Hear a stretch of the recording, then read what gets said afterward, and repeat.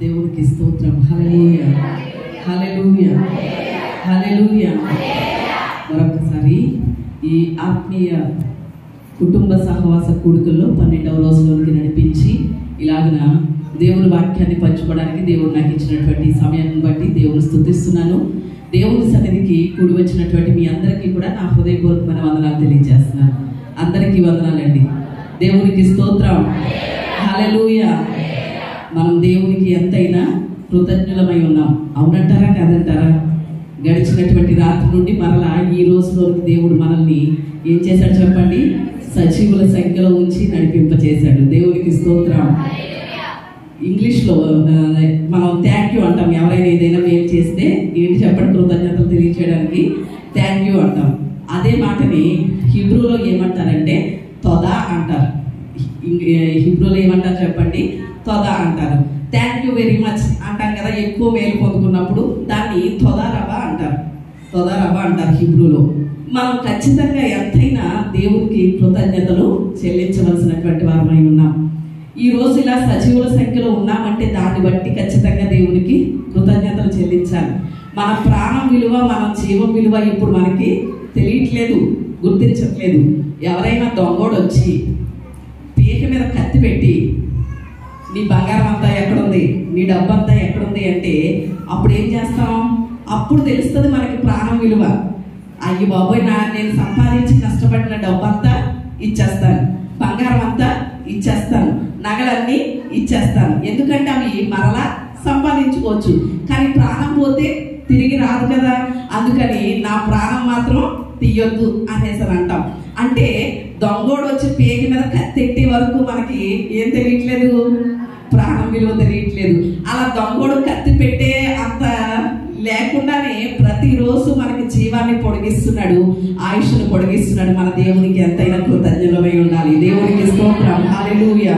ఈ రోజు కూడా మన వాక్యంలోనికి మనం వెళ్దాం. గడిచినటువంటి దినాల నుండి కూడా దేవుడు మనకి నేర్పిస్తున్నటువంటి అంశం ఏంటి చెప్పండి?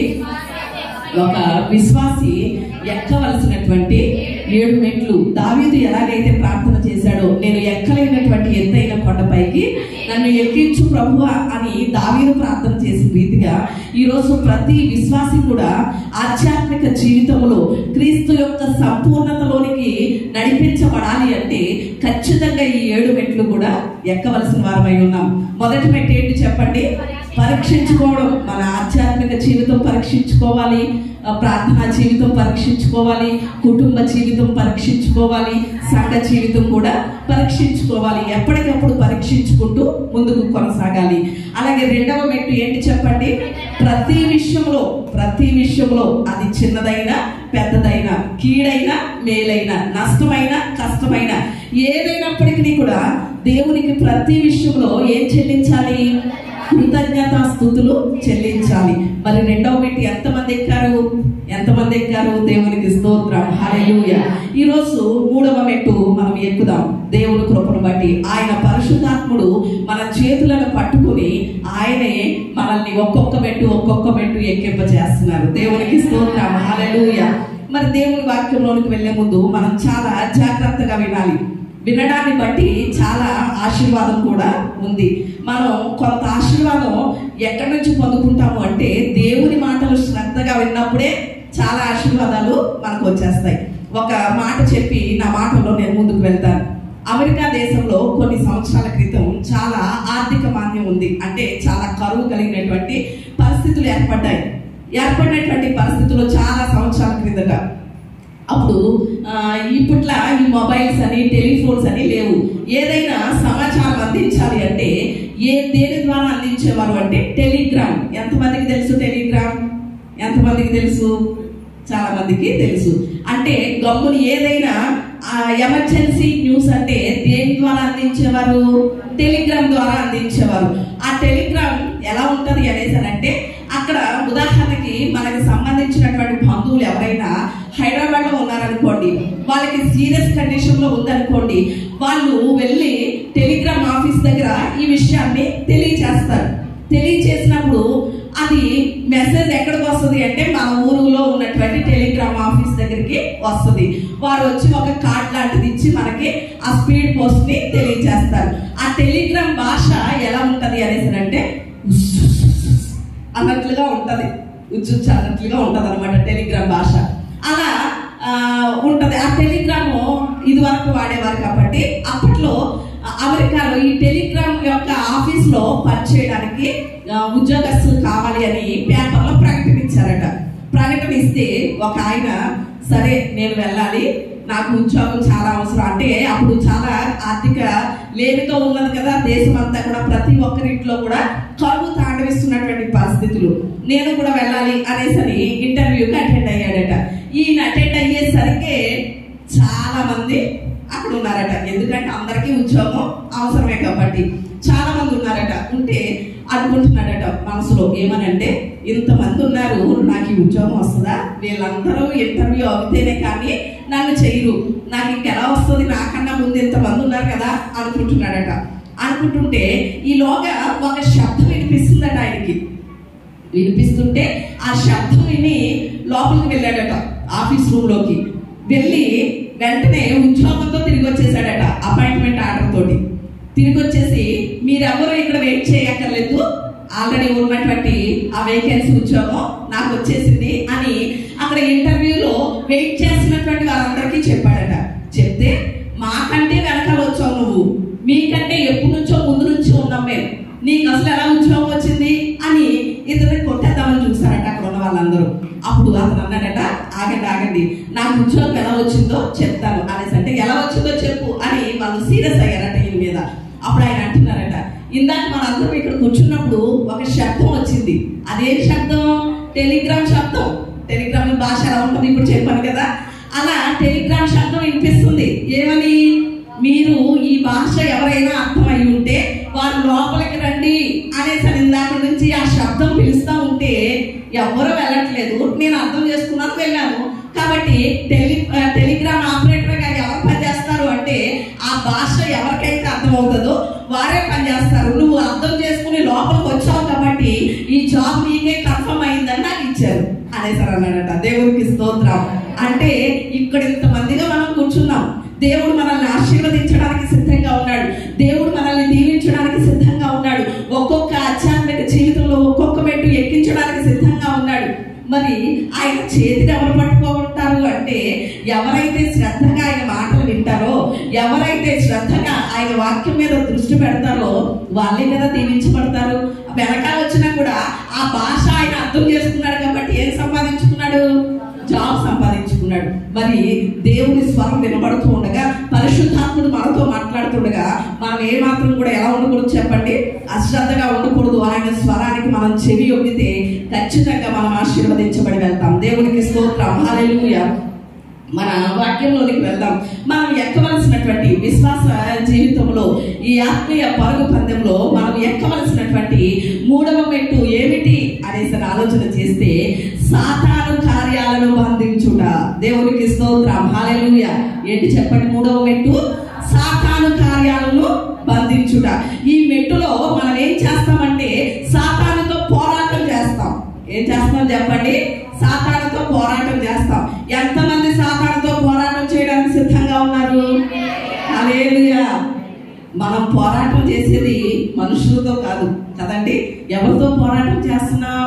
లోకనాథులతో, ప్రధానులతో, అంధకార సంబంధము దురాత్మల శక్తులతో పోరాడుతున్నాం. కాబట్టి ఈ 3వ మెట్టులో మనం ఏంటి అనేసరంటే సాతానుతో పోరాటం చేయబోతున్నాం. అంటే సాతాను కార్యాలని బంధించడం అనమాట. దేవుడు మనకి సాతాను యొక్క బలం అంతటి మీద ఏం చేశాడు అంటే అధికారం ఇచ్చి ఉన్నాడు. దేవునికి స్తోత్రం. ఏమిచ్చాడు చెప్పండి? ఎవరైతే నమ్మి బాప్తిస్మము పొంది ఆయన పిల్లలుగా చేయబడతారో, ఆయన బిడ్డలయ్యేటువంటి అధికారం ఎవరికైతే ఇచ్చాడో అదే అలాగునే ఆయన బిడ్డలైనటువంటి వారందరికీ కూడా సాతానుని జయించేటువంటి, సాతాను బలాన్ని అణిచివేసేటువంటి, బంధించేటువంటి అధికారం కూడా దేవుడు ఇచ్చి ఉన్నాడు. దేవునికి స్తోత్రం. ఆ మాటలు చూద్దాం రండి. లూకాసు వార్త 10వ అధ్యాయం. లూకాసు వార్త 10వ అధ్యాయం 19వ వచనం చదువుకుందాం. 10-19. ఇదిగో పాములను, తేళ్లను త్రొక్కుటకును శత్రువు బలమంతటి మీదను మీకు అధికారము అనుగ్రహించి ఉన్నాను, ఏదియు మీకెంత మాత్రమును హాని చేయదు. దేవునికి స్తోత్రం. హల్లెలూయా. ఇక్కడ దేవుడు మనతో సెలవిస్తున్నాడు, శత్రువు బలమంతటి మీద, శత్రువు అయినటువంటి సాతాను యొక్క అధికారం మీద, ఆ బలమంతటి మీద మీకు అధికారం ఇచ్చి ఉన్నాడు.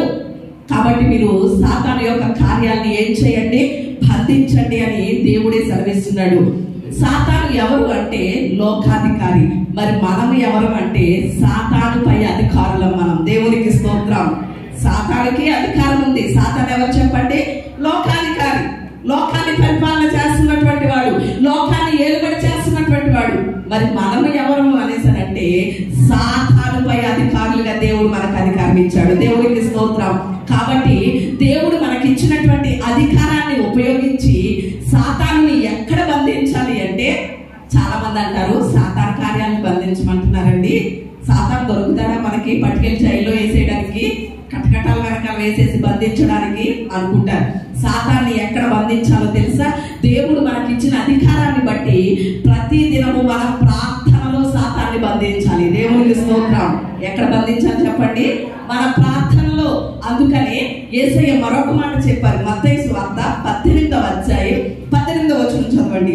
మత్తయి సువార్త 18వ అధ్యాయం 18, 19 వచనాలు చూద్దాం. భూమి మీద మీరు వేటిని బంధించదరో అవి పరలోకమందు బంధించబడును. దేవునికి స్తోత్రం. హల్లెలూయా. యేసయ్య మనకి ఇచ్చినటువంటి అధికారం ఏమిటి అంటే, భూమి మీద మీరు వేటినైతే బంధిస్తారో నేను పరలోకంలో ఏం చేస్తాను? వాటిని బంధిస్తాను. మీరు భూమి మీద వేటిని బంధిస్తారో అవి పరలోకంలో కూడా బంధించబడతాయి అని దేవుడు మనకి అధికారం ఇచ్చాడు. మరి ఈరోజు ఎంతవరకు అపవాది యొక్క కార్యాలని, సైతాను యొక్క క్రియలని మనం బంధించే వారిగా ఉంటున్నాం?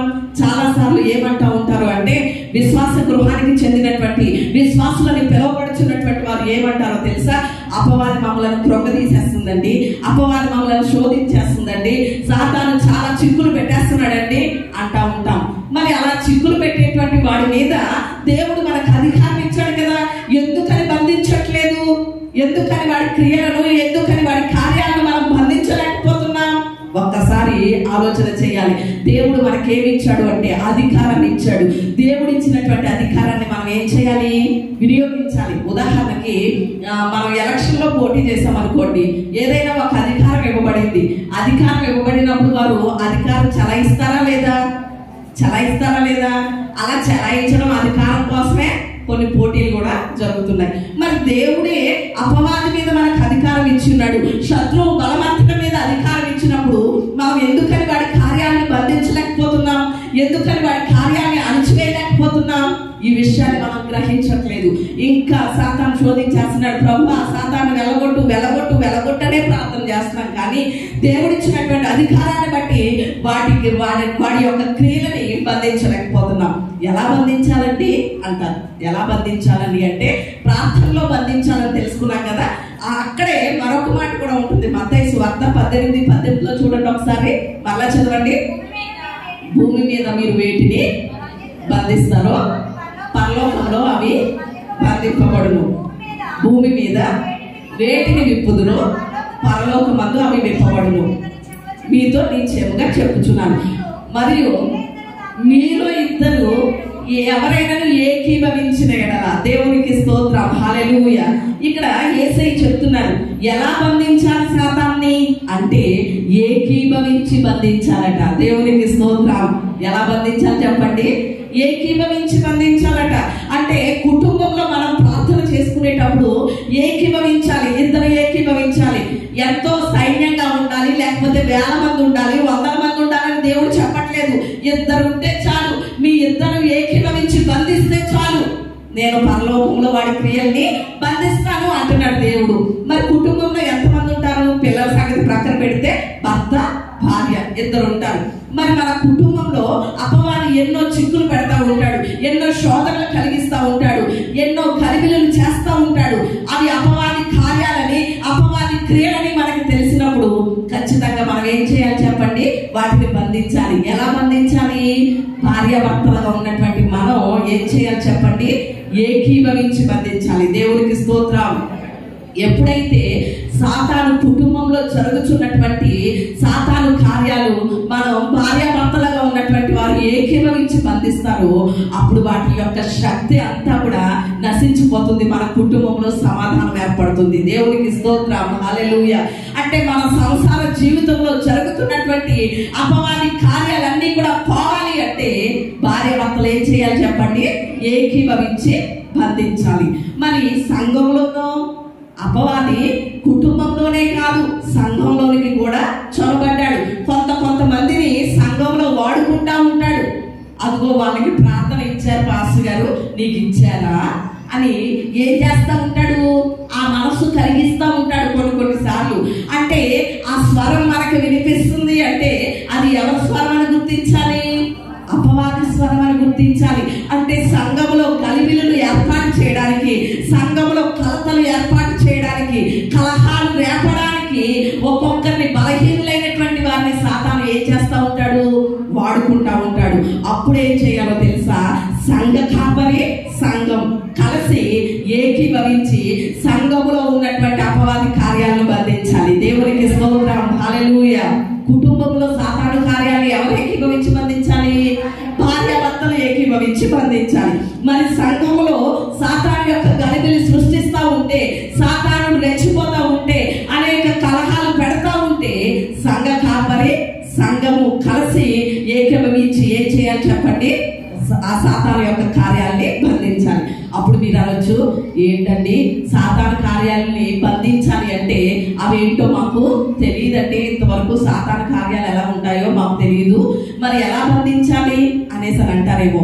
సాతాను కార్యాలు ఏంటో ఒక 3 మాటలు చూపిస్తాను రండి. సాతాను కార్యాలు ఏమిటి అసలు? యోహాను సువార్త 10వ అధ్యాయం 10వ వచనం చదవండి. యోహాను సువార్త 10వ అధ్యాయం 10వ వచనం చదువుకుందాం. దొంగతనమును, హత్యను, నాశనమును చేయుటకు వచ్చును గాని మరి దేనికి రాడు. దేవునికి స్తోత్రం. హల్లెలూయా. ఇక్కడ స్వయంగా యేసయ్య చెప్తున్నటువంటి మాటలు ఇక్కడ చెప్తున్నారు. యేసయ్య ఏమనంటే దొంగ అని పోల్చారు. దొంగ అంటే ఎవరు చెప్పండి? సాతాను. సాతానికి ఇవ్వబడినటువంటి పేర్లు చాలా ఉన్నాయి. అందులో ఒక పేరు ఏంటి అంటే దొంగ. ఆ దొంగ అయినటువంటి సాతాను గురించి చెప్తున్నారు యేసయ్య. సాతాను చేసేటువంటి కార్యాలు ఏంటో ఆయన వివరిస్తున్నారు యేసయ్య. అక్కడ 3 కార్యాలు వివరించారు యేసయ్య. ఏమని? దొంగతనమును, హత్యను, నాశనము చేయడానికి వస్తాడట. అంటే దొంగ అయినటువంటి సాతాను అతని యొక్క కార్యాలు ఏం చేయడానికి మన జీవితంలోకి వస్తున్నాడంటే, సాతాను కార్యాలు ఏమిటి అంటే మొట్టమొదటిది ఏంటి చెప్పండి? దొంగతనం. రెండవది ఏంటి? హత్య. మూడవది ఏంటి? నాశనం. ఈ 3 చేయడమే సాతాను యొక్క కార్యాలు. ఈ 3టిని కొంత వివరణ చేసుకుందాం మనం. మొట్టమొదటిదిగా దొంగతనం. దొంగతనం అంటే ఏంటి? సాతాను ఏం దొంగిలిస్తాడు మన జీవితాల్లో? సాతాను ఏం దొంగిలిస్తాడు మన కుటుంబాల్లో? సాతాను ఏం దొంగిలిస్తాడు మన ఆత్మీయ స్థితిలో అని కనుక ఆలోచన చేస్తే, ఉదాహరణకి మన ఇంట్లో ఎవరైనా దొంగలు పడ్డారనుకోండి, ఏం దొంగిలిస్తారు? వెండి బంగారం దొంగిలిస్తారు, విలువైన వస్త్రాలను కూడా దొంగిలిస్తారు, ఇంకా డబ్బుని దొంగిలిస్తారు కదా. ఈ 3 దొంగిలిస్తారు. మరి అపవాదికి ఏమైనా కావాలంటే అపవాదికి భౌతిక సంబంధమైన విలువైన వస్త్రాలు అక్కర్లేదు, వెండి బంగారం అక్కర్లేదు, ధనం అక్కర్లేదు. మరి అపవాది దొంగిలించేటువంటివి ఏంటి అనేసి ఆలోచన చేస్తే, మొట్టమొదటిగా ఆత్మ సంబంధమైన వస్త్రాలని దొంగిలిస్తాడు. దేవునికి స్తోత్రం. ఏం దొంగిలిస్తాడు చెప్పండి? ఆత్మ సంబంధమైన వస్త్రాలను దొంగిలిస్తాడు. ఈ భౌతిక సంబంధమైనటువంటి దొంగలు మన ఇంట్లో ఉన్నటువంటి విలువైన వస్త్రాలను దొంగిలిస్తే, అపవాది అయినటువంటి దొంగ మన ఆత్మ సంబంధమైన వస్త్రాలను దొంగిలిస్తాడు. ఆత్మ సంబంధమైన వస్త్రాలు ఏంటి అనేసి అంటే నేను రెఫరెన్స్ ఇస్తాను, మీరు చదవక్కర్లేదు, నోట్ చేసుకోండి. మొట్టమొదటిగా ఆత్మ సంబంధమైన వస్త్రం ఏమిటి అంటే, ప్రకటన గ్రంథం 7వ అధ్యాయం 9వ వచనం ప్రకారంగా పరిశుద్ధత అనే వస్త్రం. ఆత్మ సంబంధమైన వస్త్రాలు ఏంటి చెప్పండి? పరిశుద్ధత అనే వస్త్రం. ప్రకటన గ్రంథం 7వ అధ్యాయం 9వ వచనంలో ఆ మాటలు మనకి కనిపిస్తాయి. రెండవ వస్త్రం ఏంటి ఆత్మ సంబంధమైన వస్త్రం అనేసి అంటే, యెషయా గ్రంథం 61వ అధ్యాయం 10వ వచనం ప్రకారంగా నీతి అనే వస్త్రం. ఏంటి చెప్పండి? నీతి అనే వస్త్రం. ఆయన పరిశుద్ధ రక్తాన్ని చిందించి పరిశుద్ధతను మన మీద వస్త్రంగా ధరింపచేశాడు మన దేవుడు. అలాంటి పరిశుద్ధత అనే వస్త్రాన్ని దొంగిలిస్తున్నాడు మొట్టమొదటిగా. రెండవదిగా ఏ వస్త్రాన్ని దొంగిలిస్తున్నాడు అంటే ఆయన రక్తం అంతా కాచి ఒకప్పుడు పాపులుగా అవిధేయులుగా మరణానికే పాత్రమైనటువంటి మనల్ని నీతిమంతుల జాబితాలో చేశాడు మన యేసయ్య. నీతి అనేటువంటి పై బట్టను మన మీద కప్పాడు. అలాంటి నీతి అనేటువంటి వస్త్రాన్ని మన దగ్గర నుంచి ఏం చేస్తున్నాడు చెప్పండి? దొంగిలిస్తున్నాడు. మూడవదిగా ఏం దొంగిలిస్తున్నాడు అంటే యెషయా గ్రంథం 61వ అధ్యాయం 3వ వచనం ప్రకారంగా స్తుతి అనే వస్త్రాన్ని దొంగిలిస్తున్నాడు. ఏం దొంగిలిస్తున్నాడు చెప్పండి? స్తుతి. స్తుతి ఎల్లప్పుడూ కూడా క్రైస్తవుని నోట ఏముండాలి అంటే స్తుతి. స్తుతే ఉండాలి. ఉదాహరణకి మనం వస్త్రాలు మన శరీరానికి కప్పుకుంటాం. ఎందుకు కప్పుకుంటాం? సిగ్గు ఎరగకుండా ఉండాలి అనేసరి కదండి. ఉదాహరణకి మన కుటుంబంలో చిన్న పిల్లలు ఉంటేనే వారు వస్త్రాలు లేకుండా తిరిగితేనే మనకి ఏమనిపిస్తుంది? షేమ్ అనిపిస్తుంది కదా, సిగ్గు అనిపిస్తుంది కదా. అలా మనం వస్త్రాన్ని కప్పుకుంటాం. కానీ దేవుడు మన జీవితంలో చేసినటువంటి కార్యాలను బట్టి ఎల్లప్పుడూ స్తుతి అనేటువంటి వస్త్రంతో ఉండాలి. మనం స్తుతి అనే వస్త్రంతో ఆయన స్తుతిస్తూ ఆ స్తుతి అనే వస్త్రంతో కప్పబడాలి. ఈ రోజు అపవాది దొంగలా వచ్చి మన నోట స్తుతి లేకుండా, స్తుతి అనేది రానివ్వకుండా స్తుతి వస్త్రాన్ని ఏం చేస్తున్నాడు చెప్పండి? దొంగిలిస్తున్నాడు. నాలుగవదిగా ఏ వస్త్రాన్ని దొంగిలిస్తున్నాడు అంటే యెషయా గ్రంథం 61వ అధ్యాయం 3వ వచనం ప్రకారంగా సంతోష వస్త్రాన్ని దొంగిలిస్తున్నాడు. ఏ వస్త్రం చెప్పండి? సంతోష వస్త్రం. ఇక్కడే ఉన్నారు అందరూ, దేవునికి స్తోత్రం చెప్తాం. సంతోషం.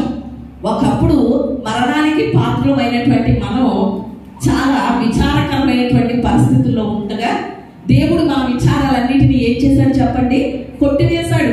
విచారం అంతా కొట్టివేసి సంతోషాన్ని దేవుడు మనకి ఇచ్చాడు. దుఃఖానికి ప్రతిగా ఆనందాన్ని ఇచ్చాడు. బూడిదకు ప్రతిగా పూదండని ఇచ్చాడు. అలాంటి సంతోషము చేత మనల్ని నింపితే, సంతోష వస్త్రాన్ని మన మీద దేవుడు ధరింప చేస్తే మన ముఖాల్లో కానీ, మన జీవితాల్లో కానీ, మన కుటుంబాల్లో కానీ సంతోషం అనేది లేకుండా చేయాలని మన సంతోష వస్త్రాన్ని ఏం చేస్తున్నాడు చెప్పండి? అపవాది దొంగిలిస్తున్నాడు. కాబట్టి అపవాది కార్యాలను మనం ఏం చేయాలి? ఖచ్చితంగా గ్రహించాలి. ఓహో, నా సంతోషాన్ని దొంగిలించడానికి వచ్చావా అని ఖచ్చితంగా మనం గుర్తెరిగే వారిగా ఉండాలి.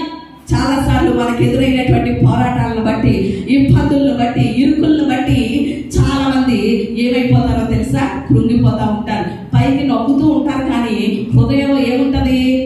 దుఃఖం, బాధ. సొలొమోను అంటాడు కదా, ఒకడు పైకి నవ్వుచుండినను హృదయంలో దుఃఖం ఉండవచ్చు అని సామెతల్లో సొలొమోను చెప్పిన రీతిగా చాలా సార్లు ఈ రోజు మనం పైకి నవ్వుతున్నాం. ఎలా ఉన్నారు అంటే బాగున్నామండి అంటున్నాం. ఏదో పదాల మీద నవ్వుతున్నాం కానీ హృదయంలో ఏం లేదు చెప్పండి? సంతోషం అనేది లేదు, నవ్వు అనేది లేదు. ఎందుకంటే మనం ఎదుర్కొనేటువంటి పరిస్థితులు అలాంటి, మనం ఎదుర్కొనే బాధలు అలాంటి, మనం ఎదుర్కొనే పోరాటాలు అలాంటివి. కానీ ఏ పరిస్థితి అయినా కూడా మనం ఏమాత్రం కూడా సంతోషంగా ఉండడం అనేది మానకూడదు. ఎందుకంటే ఆ పరిస్థితులు ఇవన్నీ ఎందుకు కలిగిస్తాడో తెలుసా? సాతాను ఒకవేళ శోధనలు మన మీదకి వచ్చినా అవి సాతాను కలిగించినవని మన సంతోషాన్ని ఏమాత్రం కూడా మనం ఏం చేయకూడదు? పాడు చేసుకోకూడదు. ఒకవేళ దేవుని చేతే పరీక్షించబడిన అప్పుడు మనకు ఉన్నటువంటి సమస్యలను బట్టి, ఇబ్బందులను బట్టి మనం కృంగిపోనక్కర్లేదు. ఎందుకంటే మన ఎదుట ఉన్నటువంటి మన సమస్య మనకి పెద్దదిగా కావచ్చు, అది మన దేవునికి పెద్దది కాదు. ఆ సమస్య కంటే గొప్పవాడు నేను ఆరాధిస్తున్నటువంటి దేవుడు. లోకంలో ఉన్నవాడి కంటే నాలో ఉన్నవాడు గొప్పవాడు అనేటువంటి నిరీక్షణతో ఎల్లప్పుడూ ప్రభువునందు ఆనందించాలి. దేవునికి స్తోత్రం. దైవ సేవకులైనటువంటి మాకు కూడా చాలా పోరాటాలు ఎదురవుతూ ఉంటాయి, నిందలు ఎదురవుతూ ఉంటాయి, అవమానాలు ఎదురవుతూ ఉంటాయి, చాలా మాటలు ఎదురవుతూ ఉంటాయి. అలాంటి పరిస్థితుల్లో కూడా మరి మేము కృంగిపోతా ఉంటే ఇక మీకు ధైర్యం చెప్పేవారు ఎవరుంటారు చెప్పండి? మిమ్మల్ని బలపరిచేవారు ఎవరుంటారు చెప్పండి? మా వెనక కత్తిపోట్లు పొడుస్తున్నా కదా మేము ఎలా ఉంటాం? మీ ముందు ఎలా ఉంటాం చెప్పండి? సంతోషంతో, ఆనందంతో మిమ్మల్ని బలపరుస్తూ ఉంటాం. ఎందుకో తెలుసా? ఒక నిరీక్షణ ఉంది మాకు. అది ఏంటి అనేసరంటే, నిప్పు ఉందనుకోండి, నిప్పును చూస్తే ఏం భయపడుతుంది? నీరు ఆపేస్తుంది. కానీ కాలిపోతానని ఏది భయపడుతుంది? నిప్పును చూస్తే గడ్డి భయపడుతుంది. గడ్డి గడ్డి మీద నింపేసామనుకోండి వెంటనే కాలిపోతుంది. అంటే నేను కాలిపోతాను బాబోయ్ అని నిప్పులు చూస్తే ఏం భయపడుతుంది? గడ్డి భయపడుతుంది. కానీ బంగారం భయపడుతుంది అని నిప్పులు చూసి ఏ మాత్రం భయపడదు. దేవునికి స్తోత్రం.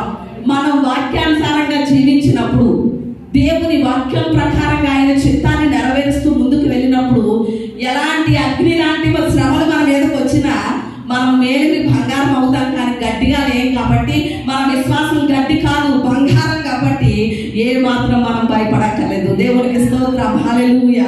అంటే ఈ 4 వస్త్రాలు ఏంటి చెప్పండి? అపవాది మన దగ్గర నుంచి దొంగిలించేవేంటి? 4 వస్త్రాలు ఏంటి? ఆత్మ సంబంధమైన వస్త్రాలు. ఒకటి పరిశుద్ధత అనే వస్త్రం, రెండవది నీతి అనే వస్త్రం, మూడవది ఏంటి చెప్పండి? స్తుతి అనే వస్త్రం, నాలుగవది ఏంటి? సంతోషం అనే వస్త్రం. ఈ 4 వస్త్రాలు దొంగిలించాలని అహర్నిశలు కూడా వాడు ప్రయత్నిస్తూ ఉంటాడు. కాబట్టి మనం చాలా జాగ్రత్తగా ఉండాలి. రెండవది ఏం దొంగిలిస్తాడు అనేసనంటే బంగారం, వెండి దొంగిలిస్తాడు ఈ లోక దొంగలు కదండి. మరి అపవాదికి కావలసినటువంటి వెండి బంగారం ఏంటి? రెండవదిగా వెండి బంగారం దొంగిలిస్తాడు. మన దగ్గర ఉన్నటువంటి ఆత్మ సంబంధమైన వెండి బంగారం ఏమిటి అని కనుక ఆలోచన చేస్తే కీర్తనలు 119వ కీర్తన 72వ చరణం చదువుకుందాం. 119వ కీర్తన 72వ చరణం. వేల కొలది వెండి బంగారు నాణెముల కంటే నీవు ఇచ్చిన ధర్మశాస్త్రము నాకు మేలు. దేవునికి స్తోత్రం. హల్లెలూయా. ఇక్కడ దావీదు అంటున్నాడు, వెండి బంగారము కంటే విలువైంది నువ్వు నాకు ఇచ్చావు. ఏంటో తెలుసా? అది నీ వాక్యమే. దేవునికి స్తోత్రం. అంటే భౌతికమైనటువంటి దొంగలు రెండవదిగా ఒకటి విలువైన వస్త్రాలు దొంగిలిస్తారు, రెండవది ఏం దొంగిలిస్తారు? వెండి బంగారం దొంగిలిస్తారు. మరి అపవాది మన దగ్గర నుంచి ఆత్మ సంబంధమైన వస్త్రాలు దొంగతనం చేయడానికి వస్తాడు, అది మొదటిది. రెండవది ఏం దొంగిలించడానికి వస్తాడు అంటే వెండి బంగారము కంటే విలువైనటువంటి వాక్యాన్ని, వాక్య జ్ఞానాన్ని, వాక్య మర్మాల్ని, వాక్య ధ్యానాన్ని దొంగిలించడానికి వస్తాడు. ఏమొస్తాడు చెప్పండి? వాక్యం మనలో ఉండకుండా దొంగిలించడానికి వస్తాడు. విన్నటువంటి వాక్యం మన హృదయంలో క్రియ జరిగించకుండా విన్నటువంటి మాటలు విన్నట్లుగానే మర్చిపోయేలాగా ఎత్తుకొని పోవడానికి వస్తాడు. మరి ఈరోజు ఎన్నెన్నో వేల ప్రసంగాలు వింటున్నాం, వేల అంశాలు వింటున్నాం. మరి మన జీవితాలు ఇంకా అలాగే ఉన్నాయి అంటే విన్న వాక్యం అంట ఎవరు దొంగిలించేశారు చెప్పండి? అపవాది దొంగిలించేస్తున్నాడు. కాబట్టి అది మన అనుసరణలోనికి రావట్లేదు. విన్నటువంటి వాక్యం మన జీవితంలోనికి రావట్లేదు. అపవాది దొంగిలించేస్తున్నాడు. వెండి బంగారం కంటే దేవుడు ఇచ్చినటువంటి వాక్యం, వాక్యమును గురించినటువంటి ధ్యానం, వాక్యం మర్మం, వాక్య జ్ఞానం ఇవన్నీ చాలా విలువైనవి. వీటిని దొంగిలించడానికి వస్తాడు. మరి ఎంతవరకు వీటిని మనం కాపాడుకోగలుగుతున్నాం?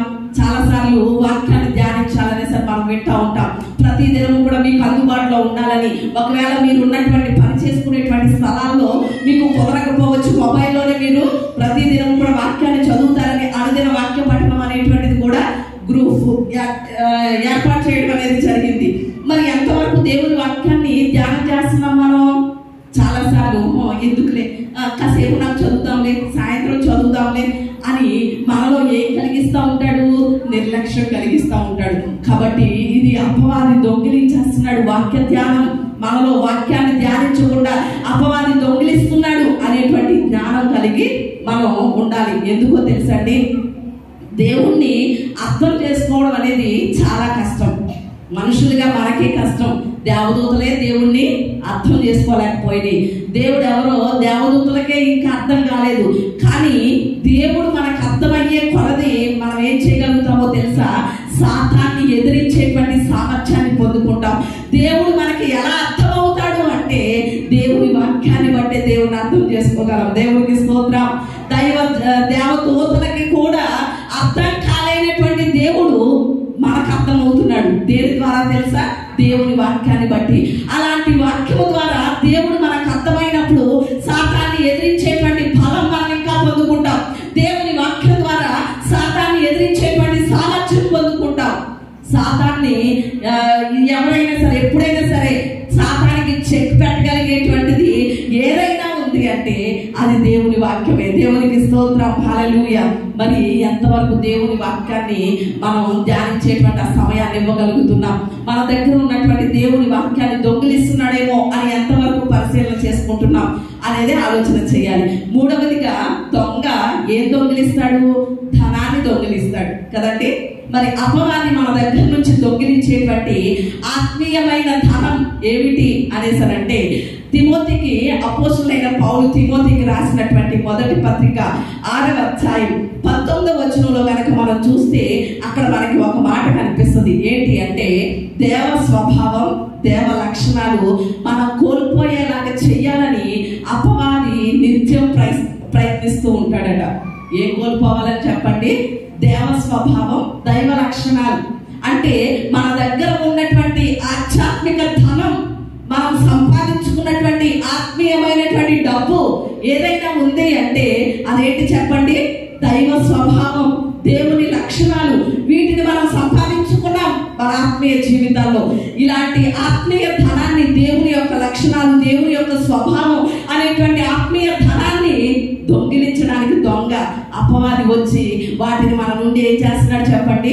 దొంగిలించేస్తున్నాడు. ఒకప్పుడు దేవుని స్వభావం, అందరికీ మేలు చేసే స్వభావం మనలో ఉంది. ఒకప్పుడు దేవుని లక్షణాలు, అందరిని క్షమించేటువంటి లక్షణం మనలో ఉంది. కానీ రాను రాను ఎలా తయారయ్యామంటే, మేలు చేయడం మానేసి ఇతరుల మీద అసూయపడే వారిగా తయారవుతున్నాం. క్షమించడం మానేసి స్వార్థం పెంచేసుకుంటున్నాం వాళ్ళ మీద. అంటే మనలో నుంచి ఈ ఆధ్యాత్మిక ధనాన్ని అపవాది ఏం చేస్తున్నాడు? దొంగిలించేస్తున్నాడు. దేవుని యొక్క స్వభావం, దైవ లక్షణాలు అనేటువంటి ఆత్మీయ ధనాన్ని దొంగిలించేయడం వల్ల రాను దేవుని యొక్క లక్షణాలు పోయి మనలో ఏమొచ్చేస్తున్నాయి అంటే స్వార్థం, అసూయ, మత్సరం ఇవన్నీ వచ్చేస్తున్నాయి. కాబట్టి ఇవి ఏ మాత్రం కూడా మన దగ్గర నుంచి అపవాది దొంగిలించకుండా మనం ఎప్పటికప్పుడు ఎలా ఉండాలి చెప్పండి? జాగ్రత్తగా ఉండాలి. భౌతిక సంబంధమైనటువంటి వస్త్రాలు కానివ్వండి, వెండి బంగారం కానివ్వండి, ధనం కానివ్వండి, దొంగలు రాకుండా మనం ఎంత జాగ్రత్తగా చూసుకుంటామో, మరి ఆత్మ సంబంధమైనటువంటి వస్త్రాలు కానివ్వండి, వెండి బంగారం లాంటి వాక్య జ్ఞానం కానివ్వండి, ఆత్మీయమైనటువంటి ధనం, దేవుని యొక్క స్వభావం, దైవ లక్షణాలు కానివ్వండి, ఇవి కూడా మనం ఏం చేయాలి? చాలా జాగ్రత్తగా దాచుకోవాలి. మొదట దేనికి వస్తాడట? దొంగతనం చేయడానికి వస్తాడట దొంగ. రెండవది ఏం చేయడానికి వస్తాడు? హత్య చేయడానికి వస్తాడు. దేనికి వస్తాడు చెప్పండి? హత్య చేయడానికి వస్తాడు. ఈ రోజు చాలా మంది అకాల మరణాలు చూస్తూ ఉంటున్నాం. ఎక్కువ మనం ఈ రోజుల్లో వినే మరణాలు ఏమిటి అంటే ఆత్మహత్యలు. ఏంటి చెప్పండి? ఆత్మహత్యలు. అందులో అన్యుల సంగతి ప్రక్కన పెడితే, లోకంలో ఉన్న వాళ్ళ సంగతి ప్రక్కన పెడితే, ఈ జాబితాలోనికి ఎవరు కూడా చేరిపోయారు అంటే దేవుని పిల్లలు సైతం ఆత్మహత్యలు చేసుకునేటువంటి జాబితాలోకి చేరిపోయారు. కారణం ఏంటో తెలుసా? అలాగే అపవాది ప్రేరేపిస్తున్నాడు. దేవుని యొక్క ఉద్దేశం, దేవుని యొక్క సంకల్పం ఏమిటో తెలుసా? ఆయన బిడ్డలు దీర్ఘాయుష్మంతులు అవ్వాలని దేవుని చిత్తం. దేవునికి స్తోత్రం. దేవుని పిల్లలు ఎప్పుడు ఎలా ఉండాలని? దీర్ఘాయుష్మంతులుగా ఉండాలనే దేవుని సంకల్పం. కానీ ఈ రోజు అపవాది ఏం చేస్తున్నాడో తెలుసా? కాలం కంటే ముందే వారిని చంపేయాలని, దేవుని చిత్తానికి వారిని దూరం చేయాలని తంత్రాలు ఉపయోగిస్తూ చాలా సార్లు ఆత్మహత్యలకు ఏం చేస్తున్నాడు చెప్పండి? ప్రేరేపిస్తున్నాడు. నీ భర్త ఇలా అన్నాడు కదా, ఇంకెందుకు నువ్వు చచ్చిపో అంటున్నాడు. లేకపోతే నీ కుటుంబంలో ఇలాంటి సమస్యలు ఉన్నాయి కదా, ఎంతకాలం అని పడతావు, చచ్చిపో అంటున్నాడు. ఎగ్జామ్స్ రాసే పిల్లలు, ఎగ్జామ్ లో ఫెయిల్ అయిపోయావు కదా, ఇంకెందుకు, చచ్చిపో అంటున్నాడు. అంటే ఇలాగున ఆత్మహత్యలు చేసుకునేలాగున ప్రజల్ని ఏం చేస్తున్నాడు చెప్పండి? ప్రేరేపిస్తున్నాడు. జీవితం పట్ల విరక్తి కలిగిస్తున్నాడు. ఏం కలిగిస్తున్నాడు చెప్పండి? ఇంకెందుకులే ఈ జీవితం అని జీవితం పట్ల ఒక రకమైనటువంటి విరక్తిని కలిగించి చనిపోయేలా ప్రేరేపిస్తున్నాడు. కానీ జీవితం పట్ల విరక్తి ఎందుకండి?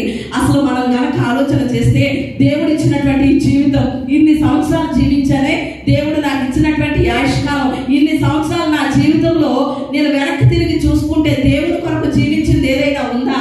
ఏమీ లేదు కదా. మరి దేవుడు ఇచ్చినటువంటి ఈ జీవితంలో ఇంకా ఎంత కాలం అయితే, ఎంత ఆయుష్కాలం అయితే దేవుడు నా కొరకు నియమించాడో, ఆయుష్కాలంలోనైనా దేవుని కొరకు జీవిస్తాను అనేటువంటి తృష్ణతో మనం సాగాలి తప్ప ఏముందలే జీవితం, ఎందుకులే జీవితం అని విరక్తి కలిగితే దేనికి ప్రేరేపించబడతాం చెప్పండి? ఆత్మహత్యలకే ప్రేరేపించబడతాం. అంటే ఈరోజు మనలో ఆత్మహత్యలు కలిగించేలా ఏం చేస్తున్నాడంటే నిరాశలోనికి తీసుకెళ్ళిపోతున్నాడు. దేంట్లో చెప్పండి? నిరాశ. ఇక మన ఆశ తీరలేదు, మనం ఆశించింది మనకు దొరకలేదు. అప్పుడు ఏమైపోతుందో చెప్పండి? నిరాశలోనికి తీసుకెళ్ళిపోతున్నాడు, నిస్పృహలోనికి తీసుకెళ్ళిపోతున్నాడు. ఇలా నిరాశ నిస్పృహలోనికి తీసుకెళ్ళిపోతున్నటువంటి అపవాది యొక్క కార్యాన్ని మనం ప్రార్థనలో బంధించాలి. దేవునికి స్తోత్రం, హల్లెలూయా. అది మొదటిది. రెండవదిగా ఎలా హత్య చేస్తున్నాడో తెలుసా? దేవునికి మనకి ఎడబాటు కలిగించేస్తున్నాడు. అంటే ఆత్మీయ మరణం. మొదటిది భౌతికంగా మనలో నిరాశ నిస్పృహలు కలిగించి ఆత్మహత్యలు చేసుకునేలా ప్రేరేపిస్తున్నాడు. రెండవది ఆధ్యాత్మికంగా మనం మరణించేలా చేస్తున్నాడు. ఎలాగంటే దేవునికి మనకి ఏం చేసేస్తున్నాడు? ఎడబాటు చేసేస్తున్నాడు. దేవుని సన్నిధి నుండి దూరం చేసేస్తున్నాడు. ప్రార్థన నుండి దూరం చేసేస్తున్నాడు. దేవుని సహవాసం నుండి మనల్ని దూరం చేసేస్తున్నాడు. అప్పుడు మనం ఆధ్యాత్మికంగా, భౌతికంగా బ్రతుకున్నా కూడా ఆధ్యాత్మికంగా ఏమైపోయినట్లు? చనిపోయినట్లే. ఆదిలో చూడండి, ఆదాము అమ్మల జీవితం ఏమైపోయింది? ఈ పండు తిన్న దినాన మీరు ఏమవుతారు? నిశ్చయముగా చచ్చెదరు అని దేవుడు చెప్పాడు. ఆ పండు తినేశారు. వారు చనిపోయారా? బ్రతుకున్నారా? ఏమైపోయారు చెప్పండి? చనిపోయారు ఆధ్యాత్మికంగా. ఎందుకంటే అంతవరకు దేవునితో ఉన్నటువంటి సన్నిహిత సంబంధం, అంతవరకు దేవునితో ఉన్నటువంటి సాంగత్యం పోయింది. దేవునితో ఎడబాటు వచ్చేసింది. ఈ రోజు మనకి కూడా మనల్ని కూడా హత్య చేయడానికి వస్తున్నాడు. అది ఎలా తెలుసా? ఆధ్యాత్మిక మరణం. దేవుని నుండి మనల్ని దూరం చేసేస్తున్నాడు. దేవునితో ఎడబాటు చేసేస్తున్నాడు. సంఘముతో ఎడబాటు చేసేస్తున్నాడు. సహవాసంలో ఎడబాటు చేసేస్తున్నాడు. ప్రార్థనలో ఎడబాటు చేసేస్తున్నాడు. దేవుని పరిశుద్ధులతో ఎడబాటు చేసేస్తున్నాడు. ఆధ్యాత్మికంగా మనల్ని ఏం చేసేస్తున్నాడు చెప్పండి? హత్య చేసేస్తున్నాడు. కాబట్టి వీటిని మనం ఖచ్చితంగా ఏం చేయాలి? ప్రార్థనలో బంధించాలి. దేవునికి మనం దూరం అయిపోతేనే కదా పాపం చేయగలుగుతాం. దేవునికి దగ్గరగా ఉన్నంతసేపు మనం ఏం చేయలేము? పాపం చేయలేం. కాబట్టి వాడి ప్లాన్ ఏంటంటే దేవునికి మనల్ని దూరం చేసేసి మనల్ని పాపంలో పడేసి వాడితో పాటు పాతాలను కూర్చుకోవాలని ప్రయత్నిస్తున్నాడు. కాబట్టి వాటి యొక్క తంత్రాన్ని మనం గుర్తించి ఖచ్చితంగా మనం ఏం చేయాలి చెప్పండి? అపవాది యొక్క కార్యాలని ప్రార్థనలో బంధించే అనుభవం ఉండాలి. మూడవది ఏంటి అంటే ఏం కలగ చేయడానికి వస్తున్నాడు అంటే నాశనం కలగ చేయడానికి వస్తున్నాడు. ఏంటి చెప్పండి? నాశనం కలగ చేయడానికి వస్తున్నాడు. ఏమి నాశనం చేస్తున్నాడు అంటే ఇంతవరకు నువ్వు కట్టుకున్నటువంటి ఆత్మీయ కట్టడాలు ఉన్నాయి చూసారా? ప్రార్థన బలిపీఠం ఒక రకంగా నువ్వు కట్టుకున్నావు. ఇంతవరకు నువ్వు కట్టుకున్నటువంటి ఆ ప్రార్థన బలిపీఠాన్ని నాశనం చేయడానికి వస్తున్నాడు. నువ్వు కట్టుకున్నటువంటి ఆత్మీయ స్థితి అనే కట్టడాన్ని నాశనం చేయడానికి వస్తున్నాడు. నువ్వు కట్టుకున్న పరిచర్య అనే కట్టడాన్ని నాశనం చేయడానికి వస్తున్నాడు. నువ్వు కట్టుకున్నటువంటి స్తుతి ధూపం అనేటువంటి ఆ కట్టడాన్ని నాశనం చేయడానికి వస్తున్నాడు. నువ్వు కట్టుకున్నటువంటి దేవునికి ఇచ్చేటువంటి ప్రాధాన్యత అనే ఆత్మీయ కట్టడాన్ని నాశనం చేయడానికి వస్తున్నాడు. దేవుడు ఒక దర్శనాన్ని ఇచ్చాడు కదా నీకు, ఒక గురి కలిగి ఉన్నావు కదా. ఇంతవరకు నీవు దేవుని దగ్గర నుంచి ఏ దర్శనం అయితే పొందుకున్నావో, ఏ గురైతే కలిగి నేను దేవుని కొరకు ఇలా జీవించాలి ఖచ్చితంగా అని ఏ గురైతే కలిగి ఉన్నావో, నీ దర్శనం నుండి నీ గురి నుండి నిన్ను తప్పించి ఏం చేయాలనుకుంటున్నాడు చెప్పండి? నాశనం చేయాలనుకుంటున్నాడు. కాబట్టి వాడు చేస్తున్నటువంటి ఈ తంత్రాన్ని మనం ఖచ్చితంగా ఏం చేయగలగాలి? ప్రార్థనలో బంధించగలగాలి. ఏం చేస్తున్నాడు? 3 చేయడానికి వస్తున్నాడు. ఏంటి చెప్పండి? మొట్టమొదటిగా దొంగతనం చేయడానికి వస్తున్నాడు. మన ఆత్మీయ వస్త్రాల్ని దొంగతనం చేయడానికి వస్తున్నాడు. మనం సంపాదించుకున్న వెండి బంగారం కంటే విలువైన వాక్యాన్ని దొంగతనం చేయడానికి వస్తున్నాడు. మూడవది ఏంటి చెప్పండి? దైవ స్వభావం అనేటువంటి ఆత్మీయ ధనాన్ని దొంగిలించడానికి వస్తున్నాడు. రెండవది హత్య చేయడానికి వస్తున్నాడు. భౌతికంగా ఆత్మహత్యలకు ప్రేరేపిస్తున్నాడు. ఆధ్యాత్మికంగా దేవుని దగ్గర నుంచి దూరం చేసేస్తున్నాడు. ఎడబాటు అనేటువంటి ఆత్మీయ మరణంలోకి తీసుకువెళ్ళిపోతున్నాడు. మూడవదిగా నాశనం చేయడానికి వస్తున్నాడు. ఇంతవరకు మనం కట్టుకున్న ఆత్మీయ కట్టడాలని మనం ఏ దర్శనం అయితే కలిగి దేవుని పరిచర్యలో సాగుతున్నామో, దేవుని సన్నిధిలో సాగుతున్నామో, ఏ గురితో అయితే దేవుని కొరకు నిలబడ్డామో వాటన్నిటినీ కూడా నాశనం చేయడానికి వస్తున్నాడు. మరి అలాంటి సాతాను యొక్క తంత్రాలన్నిటినీ ఎల్లప్పుడూ ప్రతిరోజు మనం ఏం చేస్తూ ఉండాలి? ప్రార్థనలో ఎప్పటికప్పుడు బంధిస్తూనే ఉండాలి. ఇప్పుడు కొన్ని మాటలు చెప్తాను. సాతాను యొక్క మనం గ్రహిస్తేనే కదా కుటుంబంలో భార్య భర్తలు ఇద్దరు ఏకీభవించి సాధారణ కార్యాలు బంధించాలి అంటే ఎలా ఉంటాయో గ్రహించాలి, అప్పుడే బంధించగలుగుతాం. కుటుంబంలో ఎలా ఉంటాయి అంటే భార్యాభర్తల మధ్య, తల్లిదండ్రుల మధ్య, పిల్లల మధ్య, కుటుంబ సభ్యుల మధ్యలో ఏం కలిగిస్తాడు అంటే అపార్థాలు కలిగిస్తూ ఉంటాడు. ఏం కలిగిస్తాడు చెప్పండి? అపార్థం. ఒకరి మీద ఒకరికి అపార్థం వస్తే ఏమొచ్చేసినట్లు? అసమాధానం వచ్చేసినట్లే కదా. ఒకరినొకరు అర్థం చేసుకున్నారనుకోండి, ప్రేమతో కొనసాగలుగుతారు. కానీ అపార్థం వచ్చేస్తే వాళ్ళ మధ్యలో ప్రేమ ఉంటుందా? ఉండదు. ఒక విషయం చెప్తారు, కొన్నిసార్లు మనం కళ్ళతో చూసినవి కూడా నమ్మకూడదు. కొన్ని మనం కళ్ళతో చూసినవి కూడా అపార్థం అయిపోతూ ఉంటాయి. ఎలాగో చెప్పమంటారా? ఒకసారి ఏంటండి, ఒక వ్యక్తి మామిడి చెట్టు కింద ఉన్నాడట. మామిడికాయ కొట్టుకుందాం అని ఆలోచన చేస్తున్నాడు. ఆ చెట్టుకున్నటువంటి మామిడికాయ కోసుకుందామంటే ఎత్తులో ఉంది, అందట్లేదు. ఏదైనా రాయి దొరికితే బాగుండు, ఈ మామిడికాయని కొట్టుకుంటానని కిందకు వంగి రాయి ఏదైనా దొరుకుతుందా అని చూస్తున్నాడట. ఇంకొక వ్యక్తి దూరం నుంచి చూస్తున్నాడట. ఆ వ్యక్తిని చూసి ఏమనుకున్నాడట, ఈ మామిడి చెట్టు కింద ఇతను ఏమైనా బంగారు పొంగలు పడేసుకున్నాడా, అలా వెతుక్కుంటున్నాడు అనుకున్నాడట. అంటే ఇప్పుడు ఒకసారి చెప్పండి, ఇతను ఏమి వెతుకుతున్నాడు? మామిడికాయ కొట్టడానికి రాయి వెతుకుతున్నాడు. దూరం నుంచి చూసే వ్యక్తికి ఎలా కనిపిస్తుంది? ఏదో పడేసుకున్నాడేమో వెతుక్కుంటున్నాడు అన్నట్లు కనిపించింది. అంటే తన కళ్ళతో చూస్తున్నాడు, కానీ అది నిజమంటారా? కాదు, అపార్థమే కదా. అంటే భార్యాభర్తల మధ్యలో ఏం కలిగిస్తాడు? అపార్థాలు కలిగిస్తూ ఉంటాడు. నేను కళ్ళతో చూసాను, ఇలా చేసావు, అలా అన్నావు అంటా ఉంటాను. కానీ ఆ వెనక ఉన్న ఉద్దేశం ఏంటో గ్రహించకుండా చేస్తూ ఉంటాడు అపవాది. లేకపోతే తల్లిదండ్రుల మధ్యలో, పిల్లల మధ్యలో అపార్థాలు కలిగిస్తూ ఉంటాడు. పిల్లల యొక్క మంచిని తల్లిదండ్రులు చెప్తున్నా అది పిల్లలకు ఎలా కనిపిస్తుంది? అపార్థం లాగే కనిపిస్తూ ఉంటది. వాళ్ళ మంచికి చెప్తున్నట్లుగా అర్థం చేసుకోలేరు. ఇలా కుటుంబ సభ్యుల మధ్యలో అపార్థాలు, కలహాలు, కలతలు సృష్టించి సమాధానం లేకుండా, ప్రేమ లేకుండా, ఆనందం అనేది లేకుండా వారి కుటుంబాల్లో చేస్తాడు.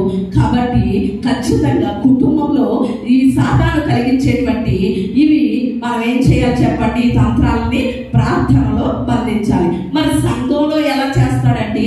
కుటుంబంలో అయితే అపార్థాలు కలిగిస్తాడు. మరి సంఘంలో సాతాను కార్యాలు ఎలా ఉంటాయి అని కనుక మనం ఆలోచన చేస్తే, దేవుని సంఘంలో కూడా వాడి కార్యాలు ఎలా ఉంటాయో తెలుసా?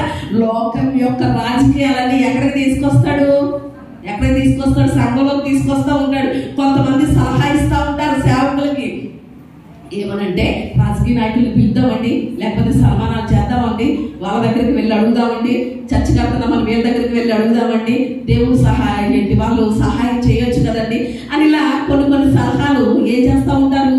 ఇస్తూ ఉంటారు. సరే, వాళ్ళు పెద్దవాళ్ళు కదా, విన్నామనుకోండి, ఏమైపోతుంది? దేవుడి వాక్యానికి వ్యతిరేకమైపోతూ ఉంటది. అంటే సంఘంలో కూడా లోక రాజకీయాలు, లోక సంబంధమైనటువంటి పద్ధతుల్ని ప్రవేశింపచేస్తాడు. అది ఒకటి.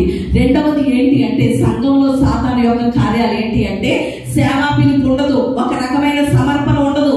కానీ మేము సేవకులమే అని వచ్చి వాక్యం తెలియదు, ఏమీ తెలియదు, ఏం చేస్తూ ఉంటారు? బోధించేస్తూ ఉంటారు, సంఘాలు పెట్టేస్తూ ఉంటారు, స్థాపించేస్తూ ఉంటారు. అది కూడా ఏంటి చెప్పండి? అపవాది యొక్క కార్యాలే. ఎందుకంటే వీళ్ళు కూడా సేవకులేనంట అని వాళ్ళ మాటలు మనం నమ్మేస్తే వాళ్ళతో పాటు మనము ఏమైనట్లు? మోసగించబడిపోయినట్లే, అపవాది ఊరిలో పడిపోయినట్లే. కాబట్టి ఖచ్చితంగా ఈ సంఘంలో వాడు కలిగించేటువంటి ఈ కార్యాన్ని మనం ఏం చేయాలి చెప్పండి? ప్రార్థనలో బంధించాలి. చాలాసార్లు సంఘంలో కొన్ని సంఘాలను చూస్తూ ఉంటే అందరికీ అన్ని అవకాశాలు ఇచ్చేస్తూ ఉంటారు. వాళ్ళ పరిస్థితి ఎలా ఉందో కూడా చూడరు. ఒక రోజు అంటండి, ఒక పాస్టర్ గారు ఇలాగే మొహమాటాలు ఉంటాయి కదా, మొహమాటానికి పోయి ఒక బాగా తాగేసి వచ్చాడట చర్చికి. చర్చి కూడా ఎలా వచ్చాడట? తాగేసి వచ్చాడట. వస్తే పాట ఏమన్నాడట. మరి ఆయనతో పడలేం కదా అని పాస్టర్ గారు పాట ఇచ్చారట. ఇస్తే పాట పాడుతున్నాడట. పాట మీకు తెలుసా ఈ పాట? ఓ సంగమా సర్వగమా పరలోక రాజ్యపు ప్రతిబింబమా యేసయ్యను ఎదుర్కొనగా నీతిని అలంకరించి సిద్ధపడుమా. ఈ పాట పాట. ఆ పాటని ఇతను పాడుతున్నాడట. ఎలా తెలుసా? ఓ సంగమా సారామంగమా అంటే ఇతనికి ఏం తెలుసు? సారామంగమ కొట్టు తెలుసు ఎప్పుడు. అందుకని పాట కూడా ఏమొచ్చేస్తుంది? సారమంగమే వచ్చేస్తుంది. సారమంగమకి సర్వాంగమకి తేడా తెలియట్లేదు. అంటే సంఘంలో కూడా అపవాది యొక్క తంత్రాలు ఇలా ఉంటాయి కాబట్టి ఖచ్చితంగా వాటిని మనం గ్రహించాలి. మరి సమాజంలో ఎలా ఉంటాయి అపవాది యొక్క తంత్రాలు, అపవాది యొక్క కార్యాలు సమాజంలో ఎలా ఉంటాయి అంటే ప్రజల్ని దుర్వ్యసనాలకి, మనుషుల్ని బానిసలు చేసేస్తా ఉంటాడు. ఏంటి చెప్పండి? దుర్వ్యసనాలకి, ఇంటర్నెట్ అని, సినిమా అని, బెట్టింగ్లని, మొబైల్స్ అని, ఇలాంటి వాటన్నిటికీ కూడా బానిసలుగా చేసేసి పాపపు ఊపిలోనికి ప్రజలు ఏం చేస్తున్నాడు చెప్పండి? పడద్రోసేస్తున్నాడు. ఈ రోజు అపవాది యొక్క తంత్రాలు దేవుని వైపు తిరగకుండా, మారు మనసు పొందకుండా అడ్డగిస్తా ఉంటాడు. కాబట్టి వీటన్నిటిని మనం ఏం చేయాలి? మన ప్రార్థనలో బంధించాలి. చాలా భక్తి పరులే ఈ అపవాది యొక్క కోరల్లో ఒక్కొక్క టైంలో చిక్కుబడిపోయినటువంటి వారు చాలా మంది ఉన్నారు. ఉదాహరణకి కొంతమంది భక్తుల్ని కనుక మనం ఆలోచన చేస్తే, దావీదు లాంటి భక్తుడే, కానీ ఇశ్రాయేలీయుల్ని లెక్కించడం కోసం అపవాది ఏం చేసింది చెప్పండి? దావీదుని ప్రేరేపించింది. దినవృత్తాంతాలు 1వ గ్రంథం 21:1 మాట మనకు కనిపిస్తుంది. అలాగే యోబు చూస్తే యోబు చుట్టూ కంచె ఉంది, కానీ ఏది నా మీదకి వస్తుందని భయపడ్డానో అదే వచ్చింది అన్నట్లుగా భయం ద్వారా అపవాది ఏం చేశాడు? యోబుని కూలగొట్టినట్లుగా మనకి కనిపిస్తూ ఉంటది.